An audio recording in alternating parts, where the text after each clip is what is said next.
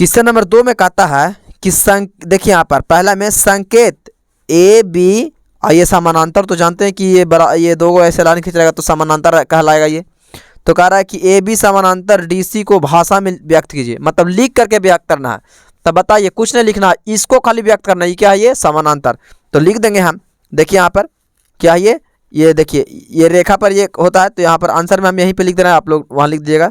तो लिखेंगे रेखा A B न है तो यहाँ लिख देंगे ए और बी, ए बी तथा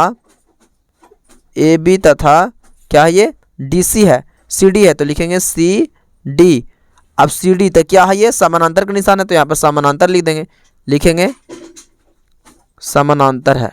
ठीक है, समांतर है, समांतर लिखा जाएगा ये। ठीक है, क्योंकि बराबर है। ठीक है, बराबर का निशान दिया गया है समानांतर का। ठीक है, यही इसका आंसर हो जाएगा।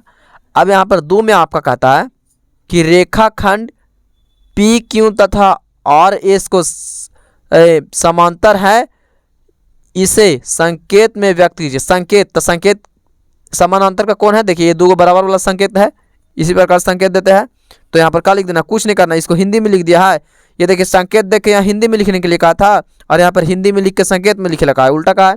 तो कुछ नहीं करना है, बस पी क्यू है तो पी और क्यू लिख देना है और समानांतर का निशान देना है, क्योंकि समानांतर में व्यक्त करने के लिए बोला है। और समानांतर आर एस मैंने तो सब बराबर है। ठीक है, पी क्यू समानांतर आर एस, बस यही इसका क्या हो जाएगा? आंसर आ जाएगा। ठीक है, तो ये हमारा क्या हो गया? 2 तक सॉल्व हो गया। ठीक है,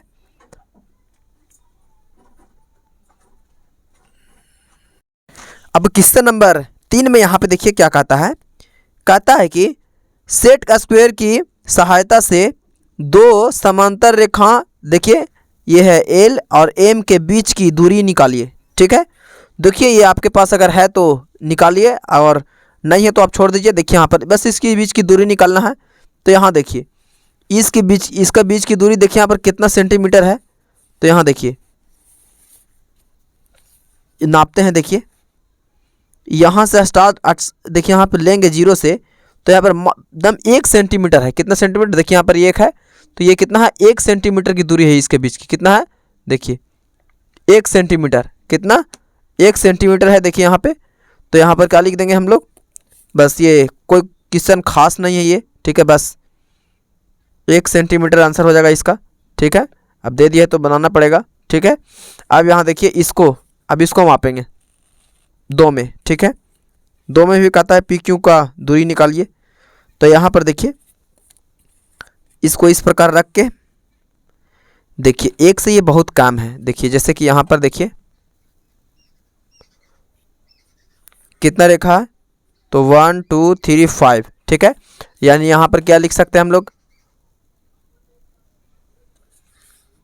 0.5 सेंटीमीटर इसको लिख सकते हैं। ठीक है, ये हमारा आंसर हो जाएगा। अब उसके बाद में देखिए आपका क्वेश्चन नंबर 4 में देखिए क्या कहता है। कहता है कि नीचे के चित्र में रेखाखंड ए बी तथा सी डी प्रतिच्छेद नहीं करते हैं। ठीक है, कहता है कि क्या आप कह सकते हैं कि ये दोनों समांतर हैं?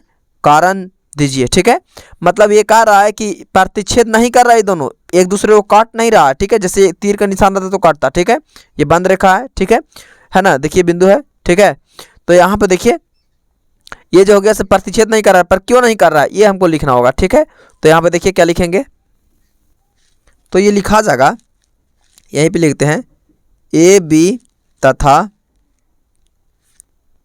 सी डी, ए बी तथा सी डी समांतर रेखा नहीं है, ये समांतर रेखा नहीं है। ठीक है ना।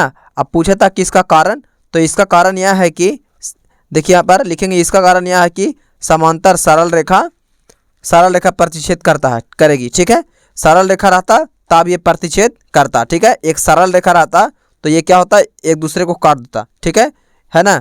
तो इतना भी आंसर लिख दिएगा तो चलेगा, नहीं तो आप लिख दीजिए। ठीक है, कि इसका कारण यह है कि इसकी संगत सरल रेखाएं प्रतिच्छेद करेगी। ठीक है, जब ये प्रतिच्छेद कब करेगा, जब ये सरल रेखा रहेगा, ठीक है, यानी एक तरफ बिंदु स्टॉप रहेगा, ठीक है। तो इसका आंसर ये हो जाएगा। तो ये हमारा 11 का सी क्या हो गया, सॉल्व हो गया।